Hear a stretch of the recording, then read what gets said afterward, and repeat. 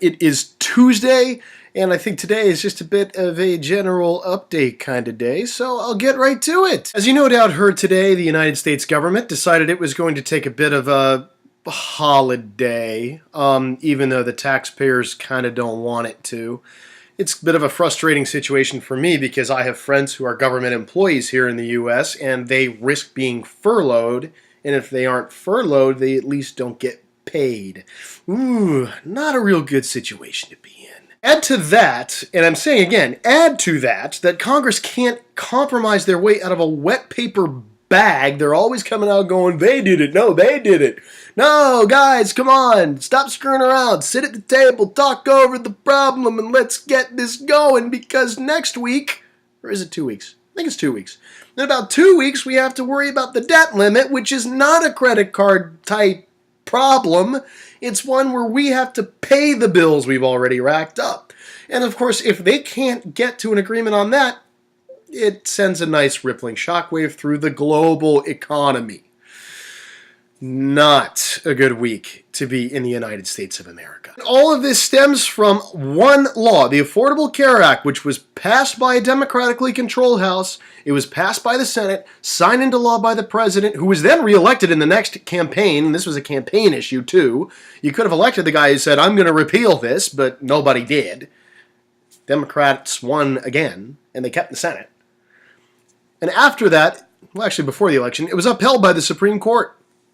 Yeah, it was a 5-4 decision on a split court. But, you know, it still counts. And 42 times, or are we up to 43 now? I've lost count. They've tried to repeal this law, and they're currently held by the Republican House of Representatives. Come on. Really? Can you let it go? Please? Can we get to the other issues? But that aside. So it turned out to be a pretty good sports weekend for me. My college, my alma mater, Ohio State, beat the Wisconsin Badgers in football. Always like to see that happen. That was a night game here in Columbus. I just watched it on TV. I didn't go. I don't go to Ohio State games anymore. They're overpriced. Let's see, my hometown baseball team won. They're in the playoffs now. Woohoo! Go Tribe. That's awesome. Crew won. They're still in the hunt for the playoffs. And my hometown pro football team beat Cincinnati.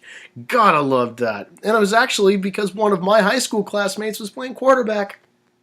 Pretty cool. The church that we joined here in town actually celebrated its 100th year on the Sunday that it was founded. It's Centenary Mass, the 26th Sunday in Ordinary Time if you're Catholics. And it was founded here in Westerville, where the environment was extraordinarily hostile to Catholics. What? Yeah, that's pretty cool too. And the bishop of the diocese presided over the Mass. That was pretty nice. It's really cool to see the community come together for that. That was really cool. Matt, you posted yesterday about the meaning of life. And I wanted to add on to that, by the way, as well. You, I think, very clearly articulated that we do have a certain natural or evolutionary obligation to pass on our genetic code to our posterity. I don't disagree with that. That's a fundamental portion of our being, a very scientific approach.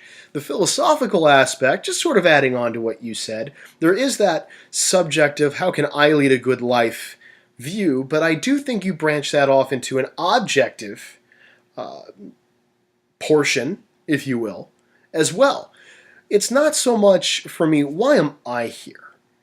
I think I have myself, for the most part, figured out, at least for where I am now in my life. But we need to ask the greater question. Why are we here? What is our purpose? As a human race, are we really supposed to look out just for ourselves?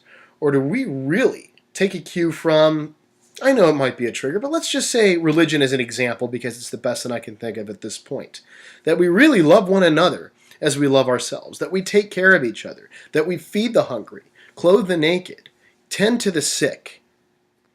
It's really just something that boils down to a subjective paradigm, but it's something that has a very broad application. You could always ask Siri, too. I mean, this is what I would do if I just didn't have a better answer. Let's try it. What's the meaning of life? Oh, she's taking her time. That's awesome. Let's try again. That's easy. Oh, It's a philosophical question concerning the purpose and significance of life or existence in general. Smart ass. Oh well.